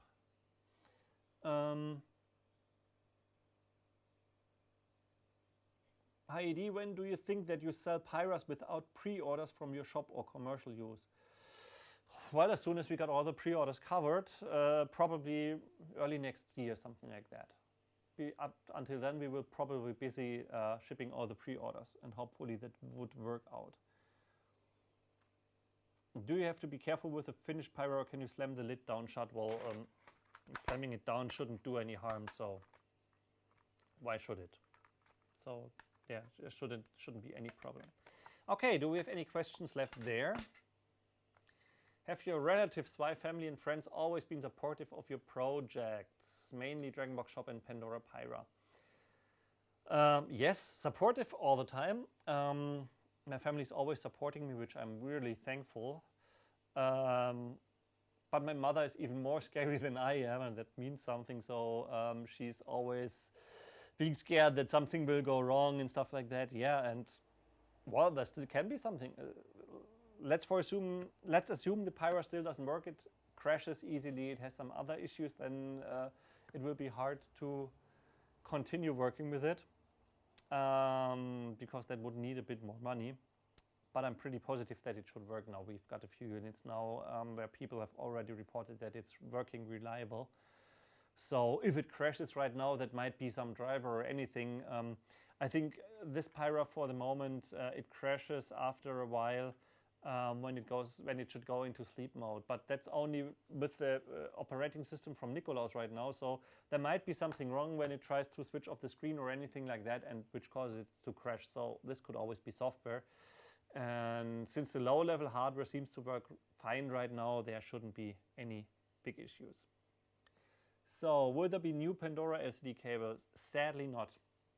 I would have to do a production run of at least 2,000, and the cost would be 14 euro per cable.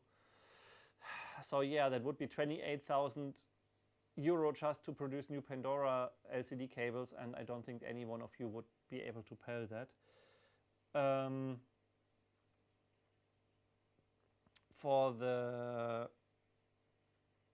Pyra, the cable is a lot easier. It's, I think I've got one here.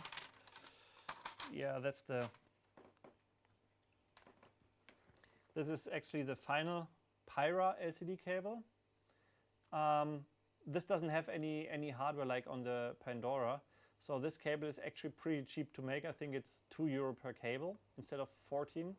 And so even if I need to produce a lot more, this would be a lot cheaper. I'm not sure if you can see that. This is also some improvement we made. There are some lines between here. We've got everything redundant on there. So every trace is twice on there, and they're connected every 1 centimeter or something like that. So if any trace break, you still have the redundant one, and up so far we haven't managed to kill any of these LCD cables. So these seem to be very, very reliable and work without any issues. I can show you some other things. Yeah, this was an earlier version. For example, how long does it take to, or what does take so long to produce the Pyra? For example, you've got different LCD cables here. This is just one part, a small part, the LCD cable. This was one take, this was another take, and I think I made different samples with different corners as well. You really need to test out how well that works, how well it rolls, and how long the length has to be. So this is just one simple part of the Pyra, but this is taking a lot of time already. The same can be said with the key mat. This is actually the very first sample that we produced, only a small one here. And well, there's a lot of difference here. For example, these had some rubber, these are holes, and they had rubber the way around, and we were planning to put some metal, and not metal, some plastic pads in there which are printed on. Well, and they have been changed the other way around, so that you've got the key mat now here, and got plastic caps on them glued. So this one feels a lot better than the Pandora, especially because of the plastic, and because they're easier to press now. But they are also a lot more expensive. The Pandora key mat, I think that was around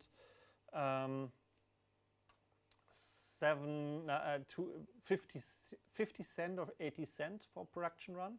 And this is 7 or 8 euro per key mat. But yeah, it's a lot more complex if you compare it here to the Pandora one. Basically, the Pandora one is black rubber and has blue and white printed letters on them, and then there's some coating on there. So that's not plastic, that's coating. That doesn't feel that good sometimes, and it also wears out after a while. And with the Pyra key mat, basically the whole key mat is transparent. No, I don't have one transparent one here. The whole key mat is transparent, so that the light will come through. Then it has some semi-transparent white and semi-transparent orange coated on it. Then it has a full white coated on here, so that it doesn't stay transparent here but reflects the light perfectly. And then it has a black coating on top of here as well, and then it has plastic glued on top. So this is a lot more complicated than the Pandora key mat. And this one, this one turned out pretty well. And it works well, and yeah, but it's a lot more complex. So the LCD cable is a lot simpler. The keymat is a lot more complicated. One thing you might also want to see is the knob and how the knob works. Basically, I've taken one apart. The difference is the Pandora knobs were some rubber which you were moving around, and once the rubber wears out, then the knob wouldn't work anymore. For this one, it's different. Let me remove the PCB here. So the knob basically, as you can see here, is simply a metal spiral. And when you move it around, the spiral moves around as well. And it will always go back into position, so there's nothing that can really wear out. And the small thing in the middle here, that's actually the magnet. And if you go to the Pyra PCB, yeah, you can see here, these are small Hall sensors. The other one is below the CPU board.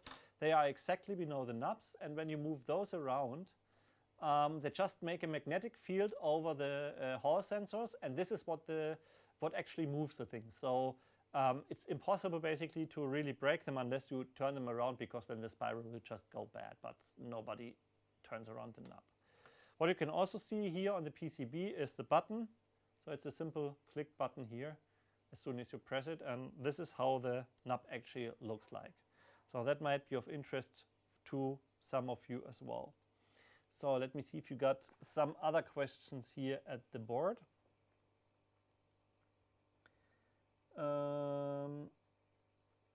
Wird sich das Display auch so flach ausdrehen wie bei Pandora, oder wird es sich etwas nah vorne aufstellen?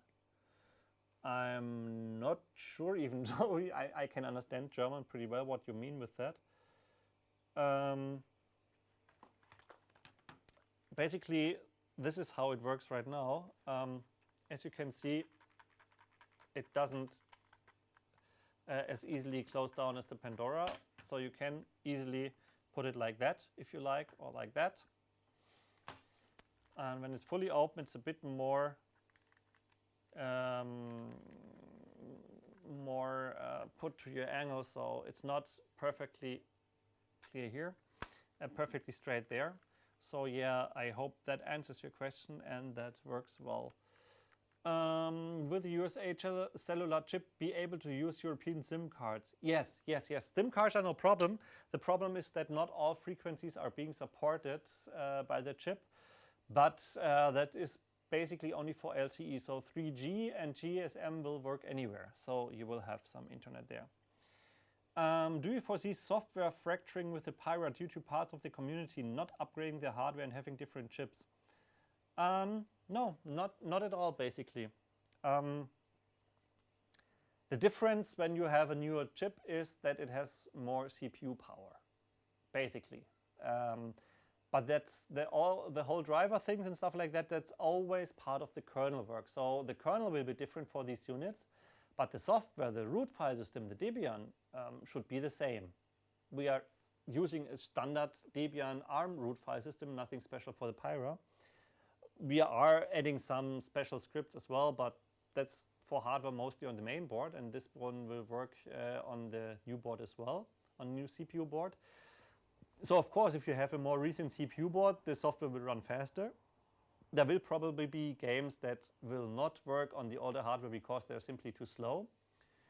But yeah, basically that should work. And I don't think there will be a lot of fragmentation.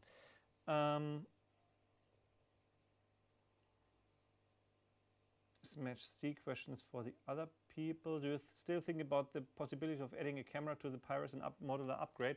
Well, not in the PC, not for the display, because we didn't have enough ports there for I2C. Unless, actually, I don't know if I2C can be used. I think we've got one I2C on there. I honestly don't know. Might be possible, might be not. But wait a quick second. I'll be back in a second.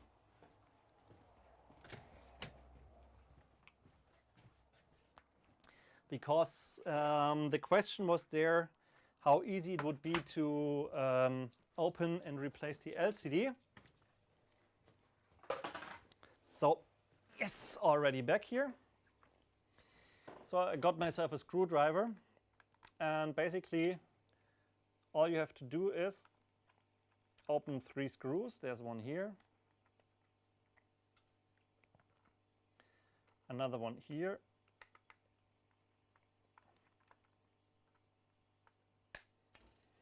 and the last one here.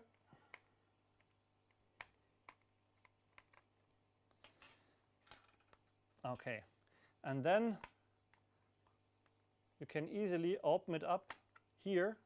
There are only clips here and here, so opening up like that is easy, and then you can simply remove the top. Well, and here you go. Here's the display board with the display and the logo. So if anybody wants to upgrade the display or wants to do some hacking inside of here, that's easily possible. And of course, assembly is the same thing. You just put it back here, you clip it in. Well, and then you put back the screws in here, and that's it. So, yeah, that's easy. So, any other, what will be finished first, Pyra, Stuttgart 21 or the Berlin airport? I'm thinking the Berlin airport. But I didn't know we were in competition here. Hopefully Pocket 2 drives down Pocket 1 prices. Well, that is not Pyra related, but as you know, I always also sell GBD stuff. The GBD Pocket is actually out of production. So you won't be, I'm getting 30 units, but after that it's out of production and you probably won't get them anywhere else. So I'm not sure if the price goes down, they just will become unavailable.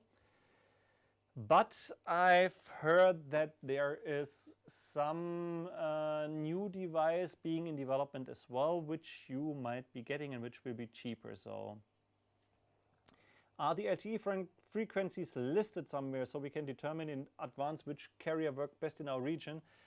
Yes, I think I've got them all listed up on the main website. So on DragonBox.de, if you go to Pyra pre-order, there's a long wall of text explaining everything about the pre-order, and I think the frequencies are listed there as well. Okay. Would you consider using Arch Linux on your Pyra too? Maybe, depends. I use standard operating system on my Pandora still, because that's the most optimized. If somebody optimizes Arch Linux for the Pyra, maybe we will move to that. Always depends on the software. I have no idea how the software will evolve. We'll see about that. But yeah, how soon after the release of the Pyra will the case files be released for 3D printing? Actually, I think the case files might be released before the Pyra is being delivered. The reason I can't deliver it right now is because, guess what? Form Action hasn't finished the 3D data yet. They were always working in the molds directly, doing all these changes, but they haven't updated the case files. So, hopefully that will work. Do you enjoy your semi-celebrity status? People wanting to see you with your creation, wanting to meet you in person, wanting your signature on their device. Actually, I don't see that as a celebrity status. I'm not that fond of different celebrities anyways. I mean, I've already met a few ones. A funniest thing was probably Palmer Luckey at the Gamescom a few years ago, you know, the founder of Oculus. When he came to me and asked, "Are you EvilDragon?" And I said, yes, why? I'm a fan of you. I'm Palmer the Luckey, the founder of Oculus. And that was just after he received some more 8 million, I think, of investments. And he actually told me that he followed the full Pandora production with all the issues we had, and he learned a lot from that, which has helped the Oculus Rift development. So that was fun, but I don't see myself as a celebrity. I'm just a normal guy. You can talk to me, you can come to me, you can drink coffee with me. You're welcome to visit me at the Gamescom in 2 weeks. So yeah, will you be able to boot Android alongside the main OS? It's possible to boot anything besides the main OS if somebody ports it. So if somebody takes Lineage OS or anything else and ports it to the Pyra, sure, why not? I would be more happy about having Sailfish OS running with Android support or Android support directly in the Pyra Linux.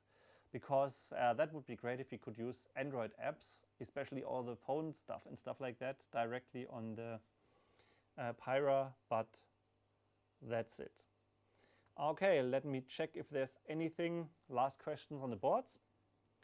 Otherwise, we are pretty much through with the time as well. And if there are no more questions, then I think I've showed you a lot of stuff here. My question, some questions as well. My question is, after the Pyre is finished from a hardware development standpoint, would you consider creating a cheaper, simpler Linux gaming device more in the vein of the old GPH devices? I miss having a handheld device in the vein of my old Canoe. Good question. Yeah, I thought about this a few times already.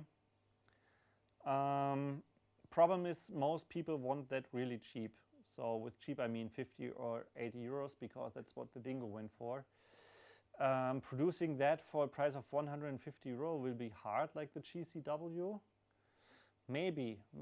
I actually like those small devices as well, so it would be great having another one like those, but I don't know yet. Okay. So far, over 1,000 Pyras have been reserved. Are they all produced at once or not? I once read that only once 2 times 500 are produced and the other pre-orders have to wait longer. Yeah, I've mentioned it a bit before. I'm doing 500 batch at the beginning, simply because I need to pay 60% in advance. And I will only have the next 60% after the first 500 have been sold, or after the first 100 or 200 have been sold. After that, we should have enough money to produce them ourselves. That was the main idea about it. So after we've delivered all the pre-orders, we have enough money to start the production of the next one. Yeah, and then we will be in the clear, and that's what I hope. So that was the last question I can find on the boards here. And do you have, EvilDragon, do you have any questions for us? No. If I have, I will ask you directly on IRC, but nothing special here right now. We can get signatures. Well, I've had actually a few people coming to the Gamescom asking for signatures in their Pandora'S, so yes, that's possible. I don't know how many, I think 20, 30, 40, something like that were here. Do you enjoy coming up with titles for forum posts? Actually not. I'm always taking a long time thinking about some, but I have to do that.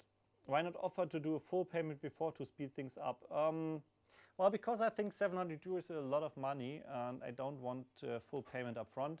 Whoever wants to do that can do that with donations or by simply buying more vouchers.